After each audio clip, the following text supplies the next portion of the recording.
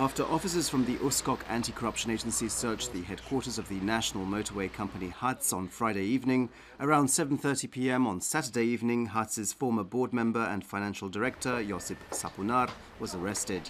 He is suspected of involvement in a scam whereby, between 2006 and 2011, money was paid into the Austrian bank account of the Czech company Remorka International, with that money then being taken out of Austria and back into Croatia as cash. Investigators suspect that fictitious contracts were drawn up with the Viaduct, Zagorje Technobeton, Osijek Kotex and Strabag companies for non-existent work, and that in this way HATS suffered financial damage of over €5 million. It appears that the HATS investigation is connected to the recent corruption scandal at the Croatian Chamber of Commerce, as in both cases fictitious contracts were drawn up and money deposited into the Austrian bank account of the Czech company belonging to Igor Premilovac. Premilovac has confessed everything to investigators and has been released pending trial, while Chamber President Nadan Vidosevic's closest assistant, Zdenka Peternel, and Davor Komarecki are being held in investigative custody.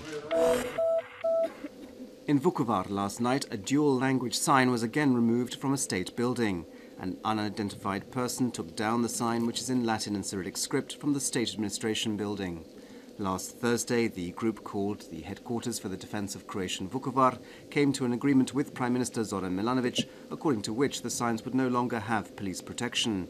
But today the group claimed that they hadn't said the signs would no longer be removed.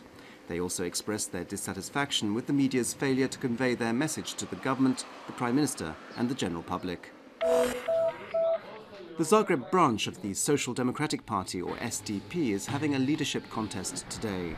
An estimated 6,000 party members are expected to vote, and the polling stations opened at 8 o'clock this morning. The contest is between the incumbent president, Davor Bernardic, Entrepreneurship and Crafts Minister Gordan Maras, and Labour and Pension System Minister Mirando Mrsic. The first results will be known around 10 o'clock this evening. If none of the candidates receives over 50% of the vote, then a second round will be held in a week's time.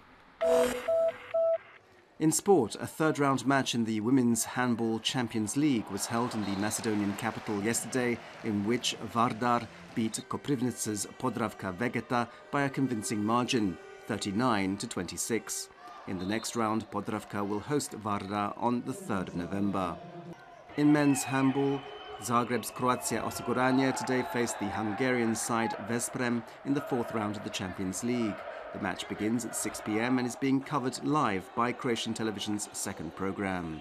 Basketball, and in the fourth round of the regional ABA League, Zagreb's Cedevita recorded their fourth consecutive victory, easily defeating Skopje's MZT by a score of 77-67. Meanwhile, the other major team from the Croatian capital, Cibona, were defeated by the Montenegrin side Budućnost in Podgorica 72-79. This afternoon's forecast calls for mostly sunny weather in the east and south of the country, while in western regions there'll be moderate cloud cover. There could be some rain along the northern Adriatic and in Gorski Kotar. On the coast there'll be a moderate southerly wind, stronger on the open seas. Highest daily temperatures in most regions will be between 18 and 23 degrees Celsius.